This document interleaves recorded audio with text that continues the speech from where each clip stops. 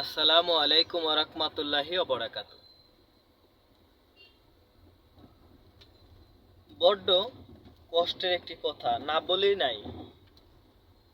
ঢাকা দক্ষিণের রাস্তা সদরঘাট যেতে যে অবস্থা ভোগান্তিতে পড়া লাগে, আসলে রাস্তাঘাটের তো উন্নতি নাই। সড়ক আন্দোলন, সড়ক বিভাগ চাই। সড়ক বিভাগের ইলিয়াস কাঞ্চন রে বলতে চাই, এ ইলিয়াস কাঞ্চন ভাই, আমের আল্লাহ রাস্তে দুইটা পায়ে ধরি ভাই, আপনি সড়কের রাস্তাগুলো মেরামত করতে কেন আগে? এই হলো সড়কের রাস্তা ভাঙ্গাচুরা। আর কিভাবে সড়কে বেপরোয়াভাবে মোটরসাইকেল ঢাকা শহরে ঢুকাইছেন, এটা কি এটা কি কথা কন?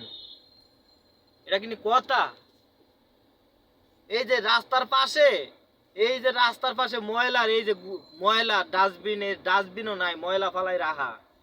এই জায়গায় আমাদের বিচারপতিরা আসেন, এই জায়গায় আমাদের আহ, আহ, কি বলে দক্ষিণ অঞ্চলের মানুষ যায়।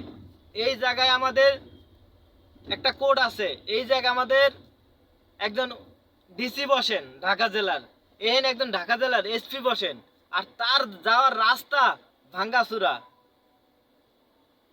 এইগুলা কি কারো নজরে আসে না ভাই? এইগুলা কি